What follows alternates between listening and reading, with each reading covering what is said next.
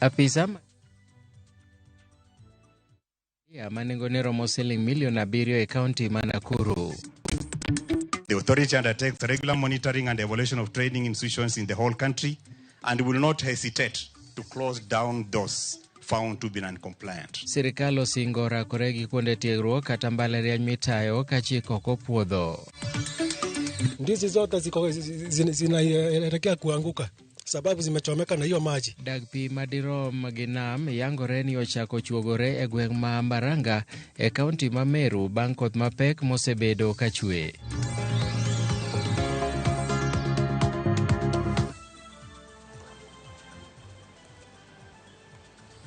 En geno mar nyakwara Ramogi ni riyo maber machiegni e weche manyien mag Migago nyinga Milton Ochieng Awuor. Apisa mag okwach kich mago mag duol masolo suru pachoka KRA ondhiyo dawa mabandia manengone oyangi ni romo siling milion 7 e gwenge ma Pipeline Nakuru East e kaunti ma Nakuru. Apisa go koro manyo weg ot mano oyudie boksi maromo 47 mamoro kamoro noting'o ndawa maromo 10,000 kaachiel kod muuri ma KRA mabandia. Komishna mar obila e kaunti ma Nakuru Loyford Kibara osingo chiwruok mar obila e rakore gi uso mag mwandu ma ok opuodhi e gwengego. The owner of this building here have been repackaging these cigarettes and then selling back to the Kenyan market. The cigarettes are meant for Uganda, DRC, Congo. And then behind us, we have 47 boxes that are packaged in 10,000. That is the small sticks, 10,000. And then a packet of 20 cigarettes. The value for those cigarettes behind here is 7 million. And then we came across these fake KRA stamps that are worthy. They are worthy 2.4 million if they could have been genuine.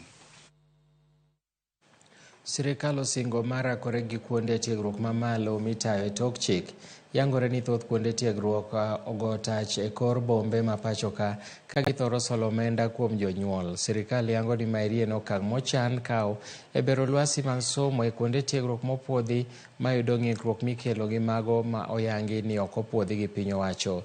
Timothy Nyongesa, ma en director mochung' ne somo mag TVETs, dwaro ni jonyuol mondo obed akicha gi kuonde tiegruok ma kamagi ma thoro magi en golo omenda kowuok kuom jonyuol e tok chik.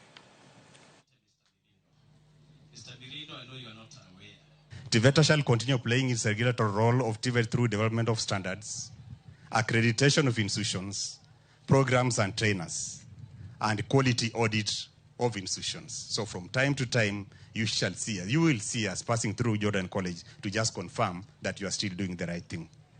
The authority undertakes regular monitoring and evaluation of training institutions in the whole country and will not hesitate to close down those found to be non-compliant, because they are causing unfair competition within the subsector for those that are complying with the standards, like Jordan College of Technology. Please try and match your hardware with the software that you have gotten. The hardware is you, the software is what you have gotten. The world is changing and it is filled with both challenges and opportunities.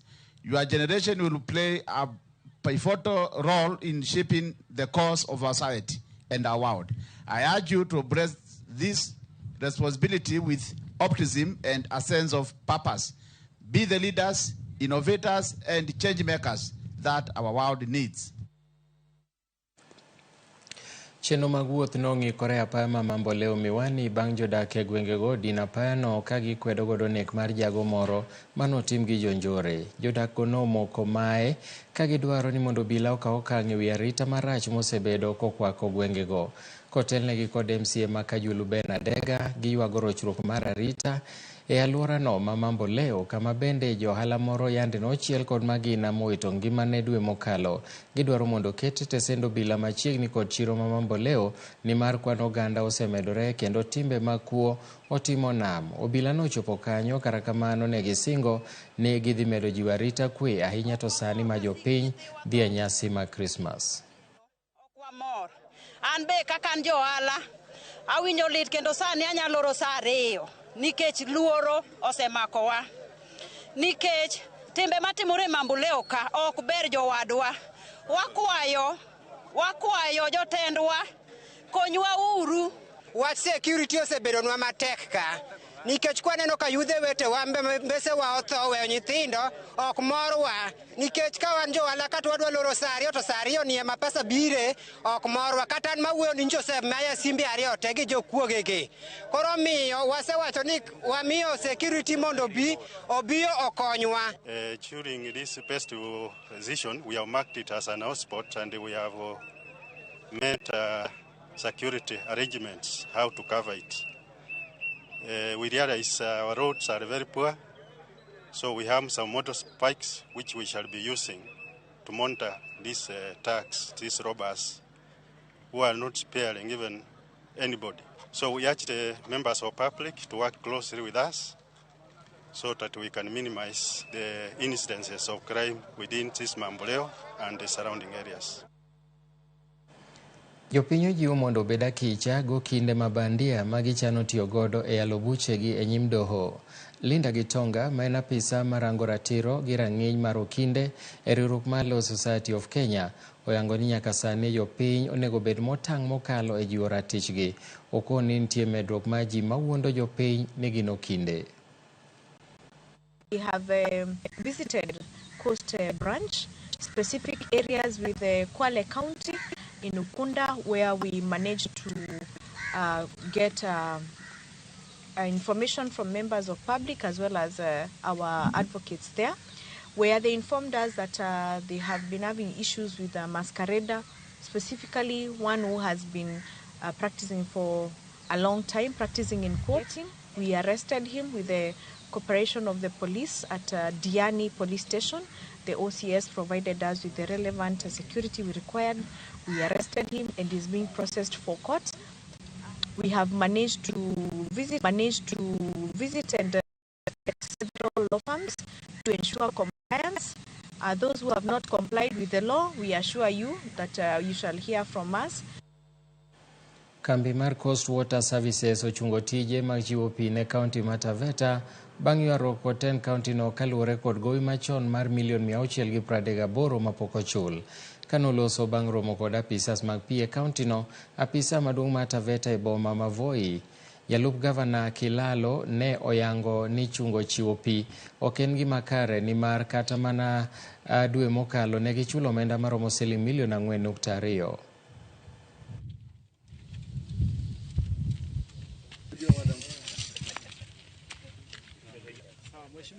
Tumekatiwa maji na Coast Water Works na tumekatiwa maji kwa ajili ya claimed unpaid bills, na tunajua kwamba tumekuwa na matatizo ya kulipa bili za maji kwa Coast Water vile inatakikana, lakini kama wiki 2 zilizopita hivi walikuja tukaongea. Lile historical debt tuko nayo ni $688. Ni kitengo kipi ambacho hakina deni?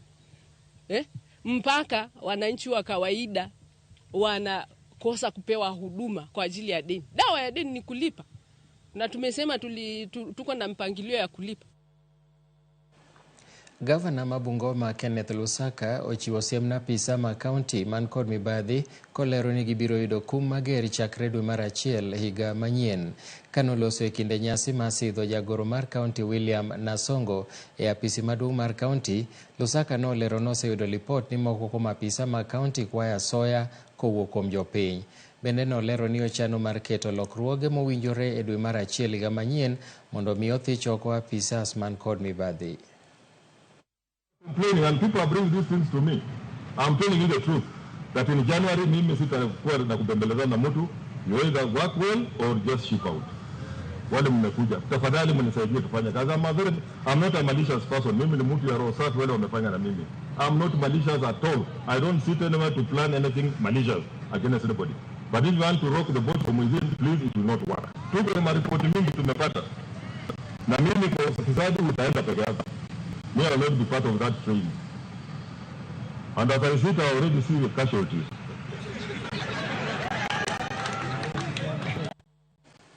Jodak e gwenge ma Uriri ywak ni chenro mag thieth rito osiptal ma Othoro gino mosethgi koro ringo dhi manyo thieth e osiptande mamoko. Giywago nok mar yath kod midhiero mamoko. George Juma nigi ler mathoth.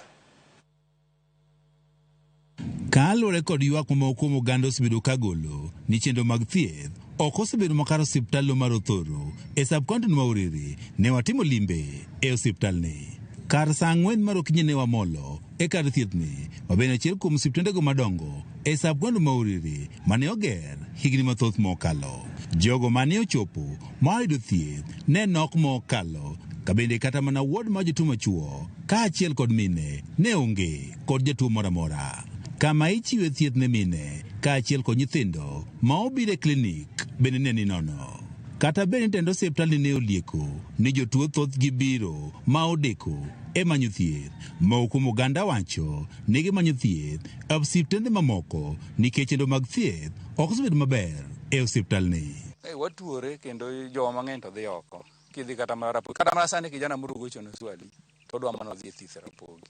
Nikech ka kubiro onge huduma kamili mbome. Othoro kayo osiptanda maduong' mabedo ga kabire to tindo tamo wang'a. Othoro ka kibire kata gotieno ochalo gunda ma kigik ka iyudo kata ni dwa donjo gi jatuo ka. We found dilapidated infrastructure in almost all our facilities, and what we have done in a year is to uplift and revamp the facilities we found them. There is a gate, conducive working environment for the healthcare workers. Oganda ywak ni nok mar yedhe bende osebedo ka okwako osiptalni. To gima chandwa mogik en yath. Nikech wach yath no an nochakore chon. Sasa ni yedhe muneno kanyogo mago mana arvis. Ging'eny kanyo makanga ok inyal ng'eyo gi ka ng'ama kiagi.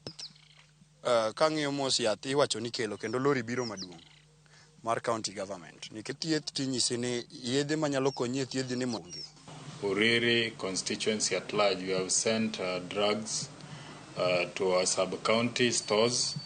As of this week, they'll be distributed to the sub-county facility. Osiptani mar Othoro nitiere mana kod jochiw thieth aboro ma oting'o nurses 5 kod laktar achiel.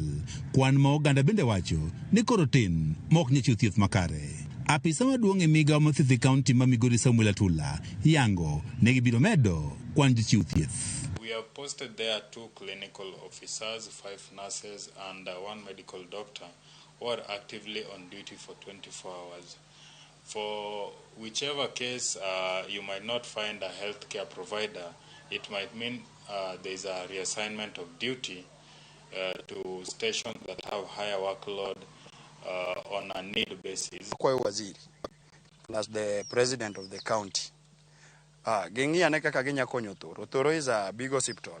Jodak gwengo mag Othoro kod gwenge mamoko e sab-kaunti ma Uriri wan osiptalni mar Othoro ma bende en achiel kuom osiptende madongo e sab-kaunti ma Uriri koro osejwang'.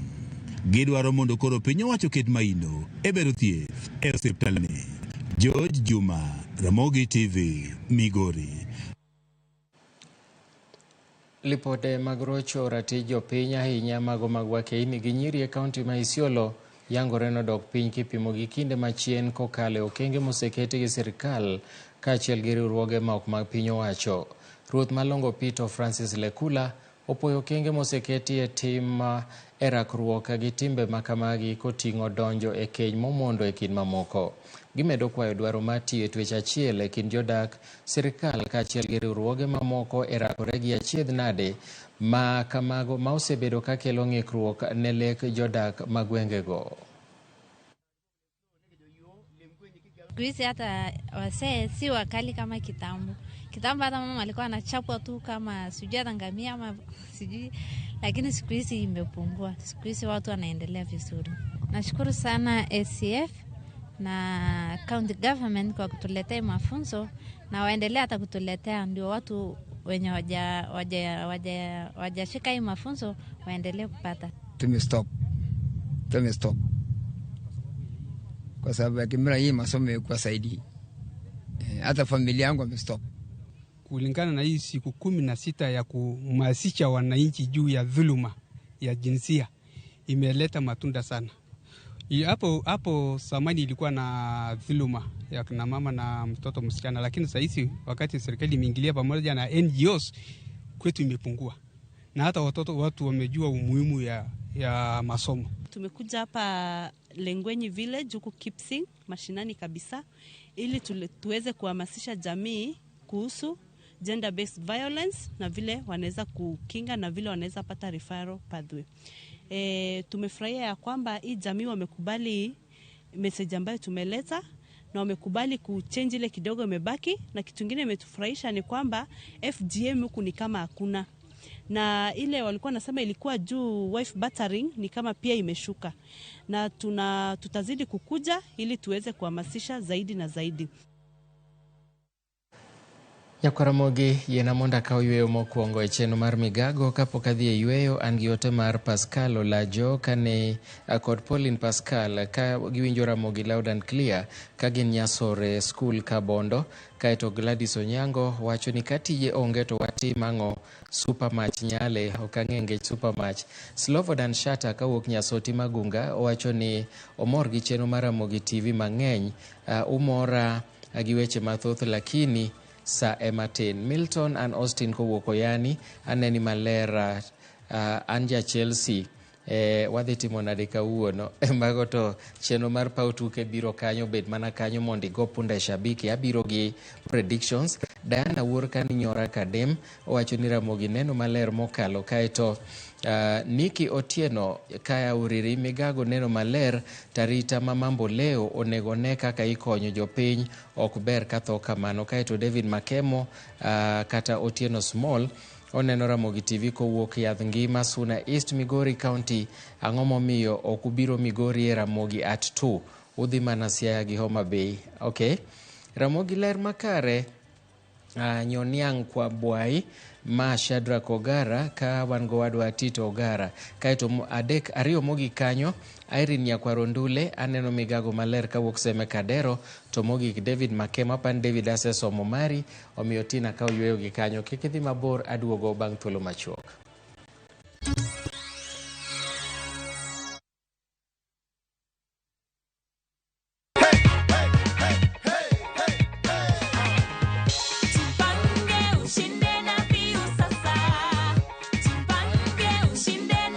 Nataka kuwajulisha na kuinsist kwamba we will only call our winners through the number 0709-767-000. That is 0709-767-000.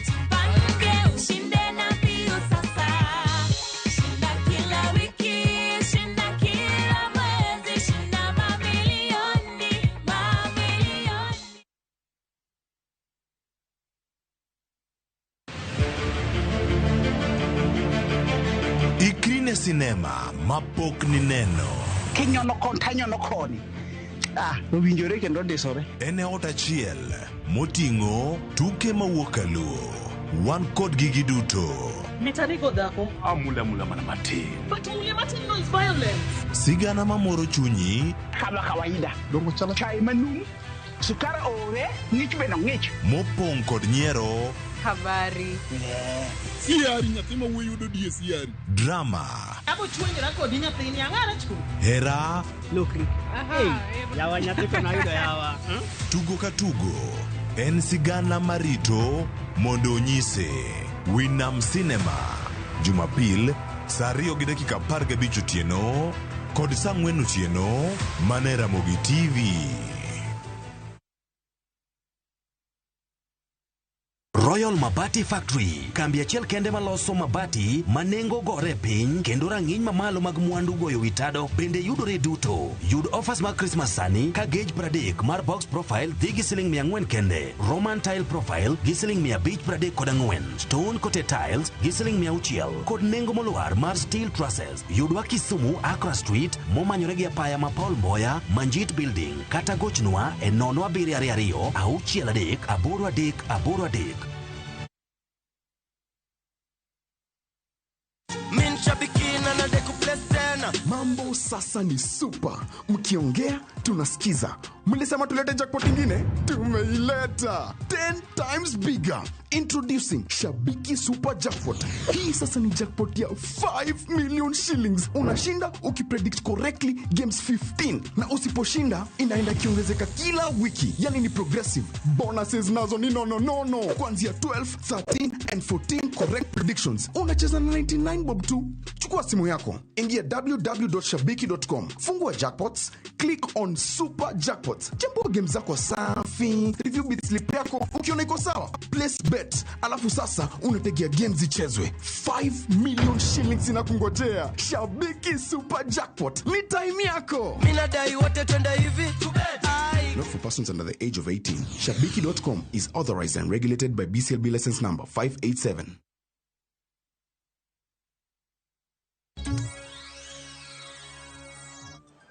Machiegni kendo. Riwruok joloko and majan machai midendo ni East African Tea Traders Association osingo masiro ten county ma Mombasa erakore gi midhieche ma pi oula kelo ne jodak makono kaluwore gi kodh El Nino. Jakom riwruogno Arthur Sewe kaachiel kod Lange ne ochiwo ne gavana ma Mombasa Abdul Somad Sharif maromo siling milion 1.5 mar konyo jogo ma pi oula orocho ngimagi.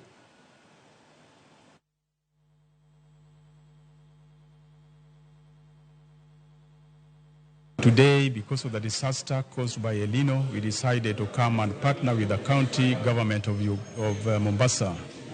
We've donated 1.5 million shillings for the disaster, and this is something that we have been doing all along. We've done it under the countries, we've done it in the country, Kenya, and we'll continue doing it because we want to partner with those who are associated with tea. We are aware that everybody drinks tea, and we encourage people to keep drinking tea so that we can be able to generate more money to help this country, help our members and the other countries that are associated with us.